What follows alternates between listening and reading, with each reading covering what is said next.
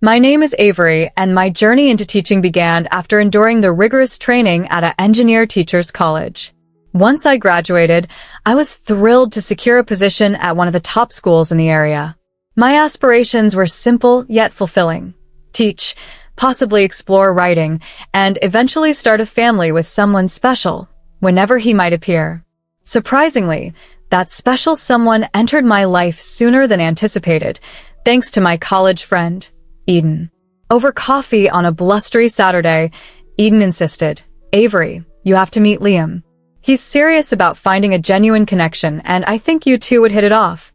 That evening, Liam and I met at a cozy local bar. His towering presence and boisterous laugh were unmistakable in the crowd.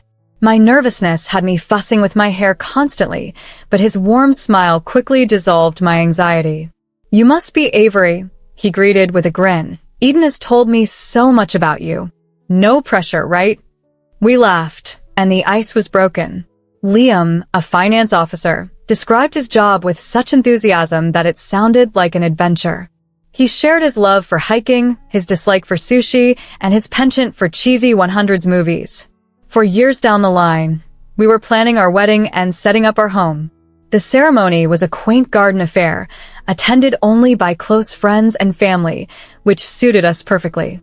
Liam's mother, Natalie, seemed pleasant and was always ready to lend a hand. However, as Liam and I settled into our new life together, the pressures of starting a family began to mount, initially subtly, but soon they were unavoidable. "Avery, when are you giving me a grandchild?" "Liam's my only chance," Natalie would remark casually during her visits, turning it into a repetitive mantra that grew increasingly insistent. I tried to remain diplomatic, replying with a forced smile. "We're working on it, Natalie. These things take time."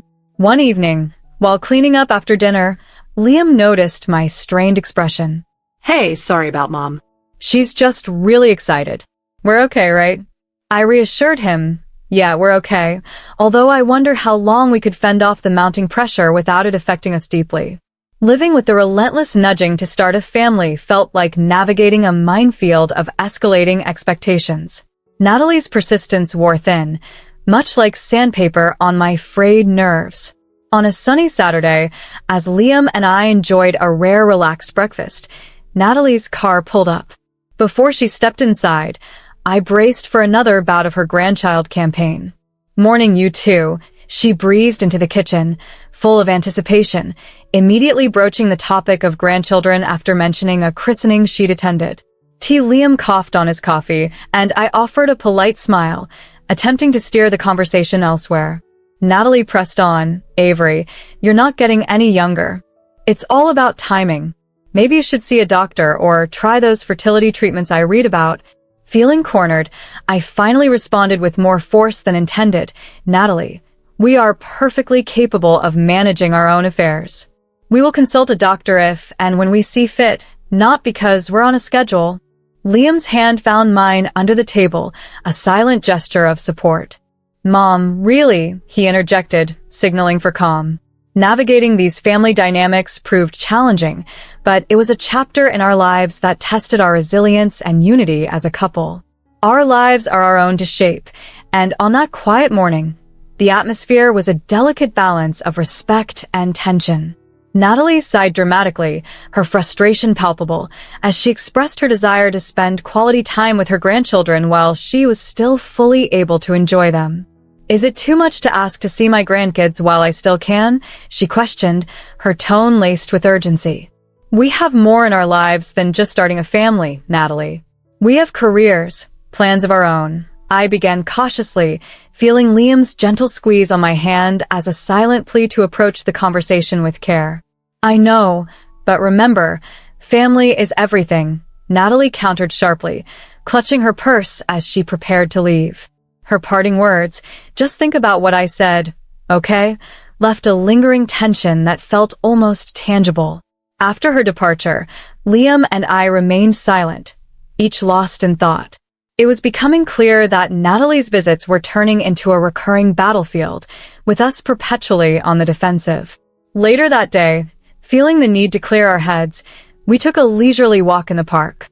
"She's my mom and I love her, but I can't stand how she pushes us, like ticking off some checklist for life," Liam vented, frustration evident in his voice.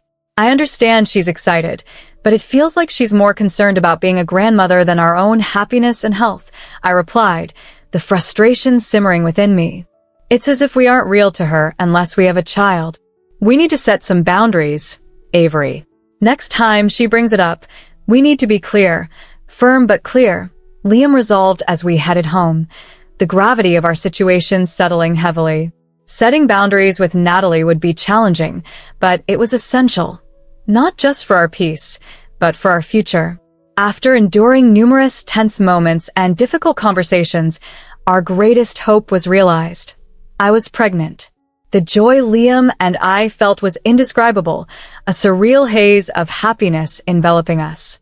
However, Natalie's enthusiasm returned, more overwhelming than ever. During a weekend spent preparing the nursery, she arrived unannounced, proudly wearing a bright pink t-shirt emblazoned with "Future Grandmother." "Look at this, isn't it cute?" she beamed, showing off the shirt. "Got it custom-made." "Natalie, could you maybe not announce it to everyone yet?" "We're still early in the process, and we're trying to be cautious," I said, hoping to gently temper her excitement. "Oh, honey, when you have news this good, you shout it from the rooftops," Natalie responded, her voice rising with each word, her excitement impossible to contain. The following weeks were a whirlwind of Natalie's constant check-ins and advice, often overwhelming. Her frequent visits, laden with old wives' tales about pregnancy do's and don'ts, became suffocating. "Natalie, I appreciate your help, really, but this hovering is stressing me out," I finally snapped one evening, overwhelmed by her well-meaning but intrusive presence.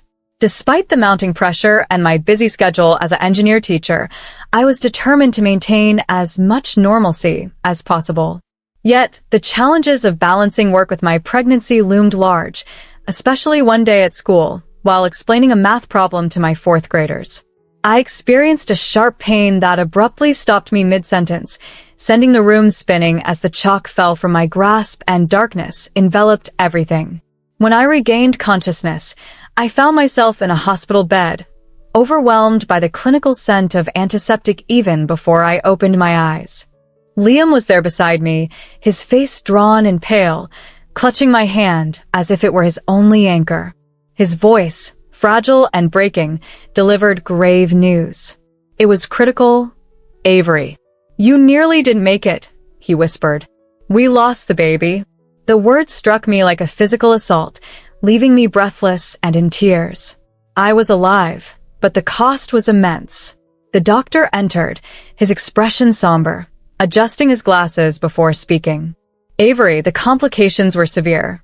I'm afraid you won't be able to have children in the future. It's a rare and tragic situation." The coldness of the room intensified, the walls seemingly drawing closer as the heavy weight of this reality pressed down on me. Liam's hand squeeze offered a slight comfort amidst the vast sea of my sorrow. Just as I thought the situation couldn't worsen, Natalie burst into my room like a storm of misplaced anger and desperation. "I heard what happened. So, when are you trying again? We need to start planning," she demanded, ignoring my fragile state, still connected to medical drips and aching from the loss. "Natalie, I can't have children anymore. The surgery..." My voice faltered, the harsh truth hitting me anew. "What do you mean you can't? That's nonsense." Natalie's face flushed a deep red, her anger palpable as she stormed out to presumably find a doctor who would deny the irreversible. Liam's eyes, filled with silent apologies, conveyed his regret for his mother's insensitivity. However, Natalie returned soon, her anger now reinforced by the doctor's confirmation. "They said what? This is ridiculous. You've robbed me of the chance to become a grandmother." Her shouts were so loud that a nurse peeked inside, her expression one of concern. "Mom, please," Liam intervened. "This isn't helping. Avery needs to rest." "Rest? What she needs is to think about her family, about us. This is selfish." Natalie's words cut sharply, each one slicing through whatever composure I had managed to maintain. "I'm not choosing this, Natalie. Why can't you understand? I almost died, I exclaimed, my voice a blend of pain and frustration. Natalie's gaze narrowed. If you were more careful, this wouldn't have happened. You've always been too focused on your career. Maybe that's why. She began, but Liam cut her off. Enough, he roared. Mom, leave now. We'll talk when you're ready to be reasonable. But she wasn't finished. Turning to me, her words venomous, she hissed, You're not worthy of my son. You can't give him what he needs. You're not a real woman. Her cruel words seared into my memory as a tear rolled down my cheek, its saltiness mingling with the bitterness of her judgment. Liam practically dragged her out, her protests still echoing down the hallway. Recovery would be slow, both physically and emotionally, in the shadow of such a profound loss and harsh words. When I finally made it back home, the feeling of emptiness was all-consuming. I tried returning to my teaching job, hoping the familiar routines and the children's laughter would offer some comfort. However, their joyful noises only reminded me of my deep loss. During this period, I started seeing a psychologist, and her advice was gentle yet profound. You need to mourn, Maya, not just for your lost child, but for the chapter of your life that has ended, Dr. Quinn explained during one of our sessions. Her intentions were healing, but her words also emphasized the permanence of my loss. One particularly tough week prompted a significant decision.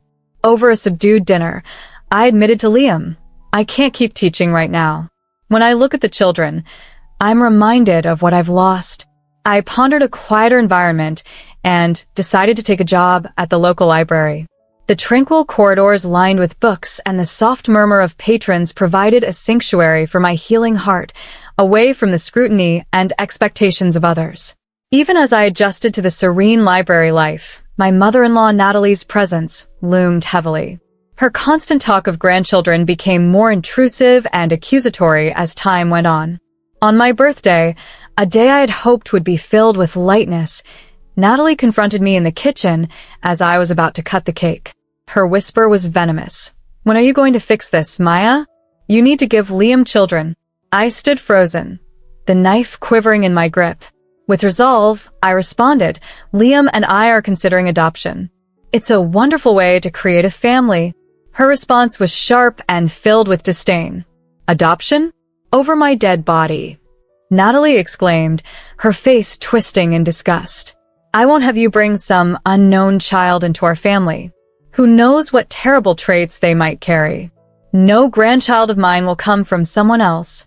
Her outburst reverberated through the kitchen, silencing the nearby living room. The oppressive gaze of the gathered family felt like a stifling blanket. That was the final straw. That's enough, Natalie, I said firmly, letting the knife clatter to the countertop as I faced her directly. You don't get to decide how Liam and I build our family.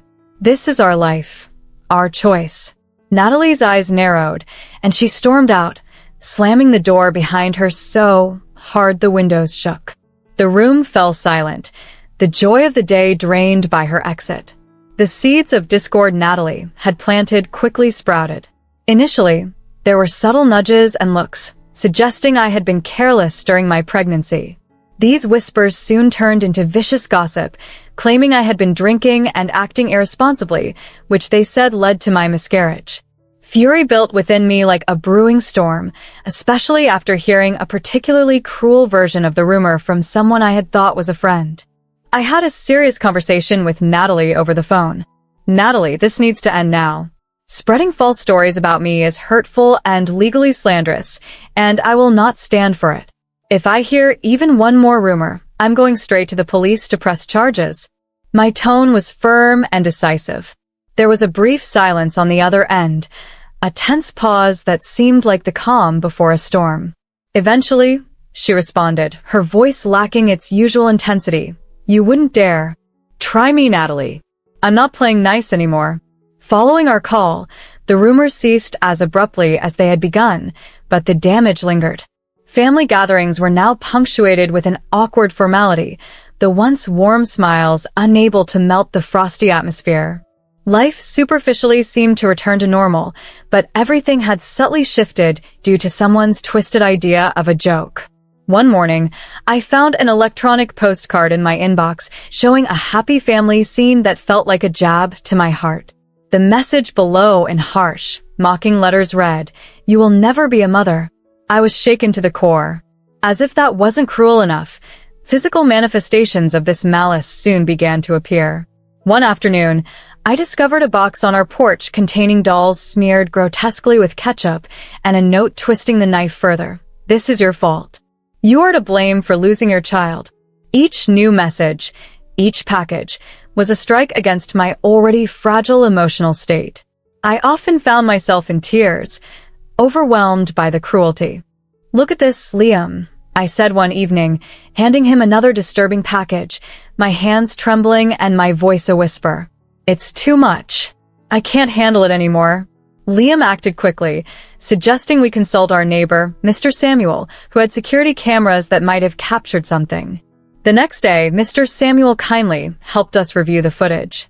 There it was, unmistakable and clear. Natalie was the one leaving these horrific packages at our door. The relief of knowing mixed with a renewed sense of betrayal.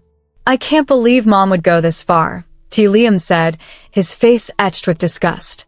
Armed with the evidence, we confronted Natalie at her house. The video was paused on the screen, showing her caught in the act. "Look at this, Mom. How could you?" Liam's voice was cold, his usual warmth gone as he pushed the laptop towards her. The betrayal resonated in his tone.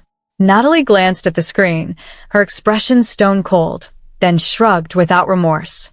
"She's spoiled goods, Liam. An inferior woman who can't carry on the family line.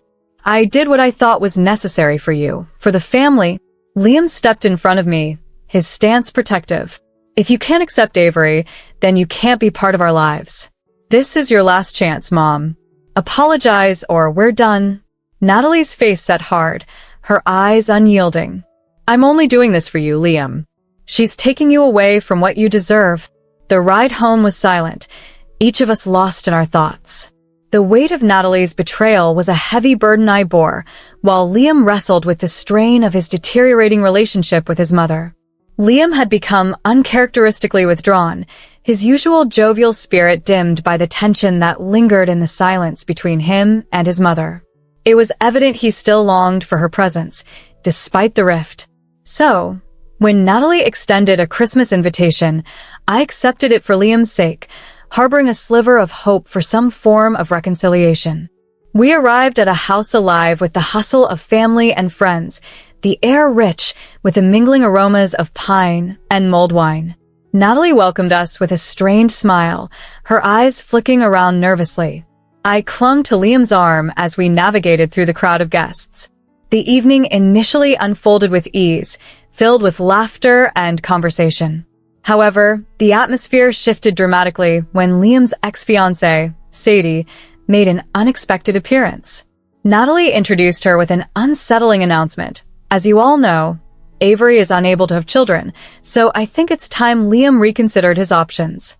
Sadie is willing to step in and give me the grandchildren I've been longing for." Her voice cut through the room, both clear and sharp. A heavy silence engulfed us. I was frozen, heart hammering in my chest. Liam, voice low and filled with anger, responded, "Mom, what are you doing? I didn't agree to any of this." Unable to contain my distress any longer, I spoke up. "How could you?" My gaze swept over the crowd, each face reflecting back their shock. I revealed the extent of Natalie's harassment, hateful messages, disturbing packages, by showing a video captured by Mr. Samuel, security camera. The footage laid bare Natalie's reprehensible actions, eliciting gasps of disbelief and murmurs of disgust from the room. Sadie, taken aback, quickly clarified her position. "I had no idea about any of this. Natalie simply invited me to catch up. I'm actually engaged to someone else, and not looking to disrupt that." She turned to me, her expression one of genuine regret. "Avery, I'm so sorry. I was never part of this scheme. I never wanted children, which is why Liam and I parted ways." The room transformed into a hub of whispered conversations and stunned expressions as friends and relatives began to leave, their faces a mixture of embarrassment and outrage. It was clear where their sympathies lay. Natalie, now pale and flustered, attempted to defend her actions, but it was too late. Liam's voice, cold and resolute, cut through. By trying to ensure I had a proper family, you destroyed the one you already had. I don't consider you my mother anymore. We're done. Natalie. Months after that tumultuous Christmas, Liam and I found peace as we engaged in the adoption process, our hearts and minds eagerly anticipating the new addition to our family. It was a period filled with hope and healing. Yet, despite the calm, Natalie attempted to reinsert herself into our lives one brisk morning with a knock at the door.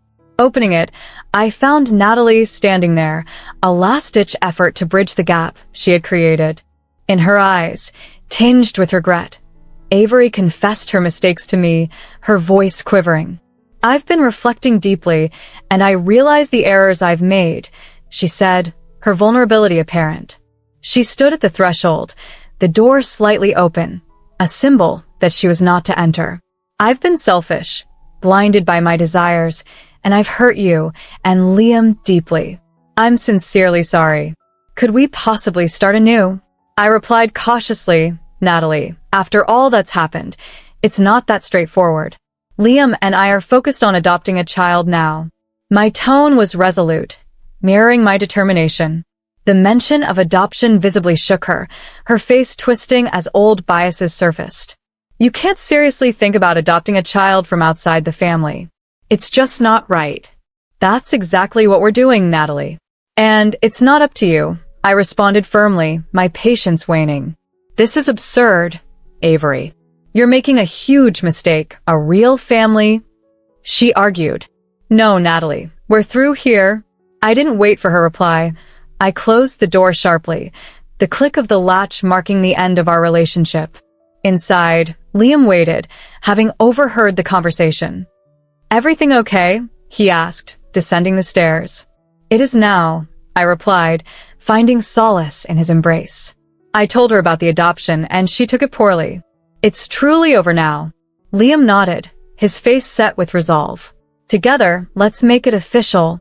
We blocked Natalie's number and informed our friends and family of our decision to cut ties with her for the sake of our future family's peace. As we moved forward with the adoption, every step was filled with excitement and anticipation. We completed forms, went to interviews, and prepared a nursery brimming with love and the promise of new beginnings. As the waiting period drew to a close, I returned to teaching, the joy of interacting with the children reigniting a spark within me that had dimmed during those challenging times. Standing before my class, I realized my growth and resilience. The children's laughter resonated through the halls, a sweet sound filling the void left by lost dreams. It reminded me that while some doors close, others open, revealing a future filled with hope and the laughter of a child who would soon call us Mom and Dad.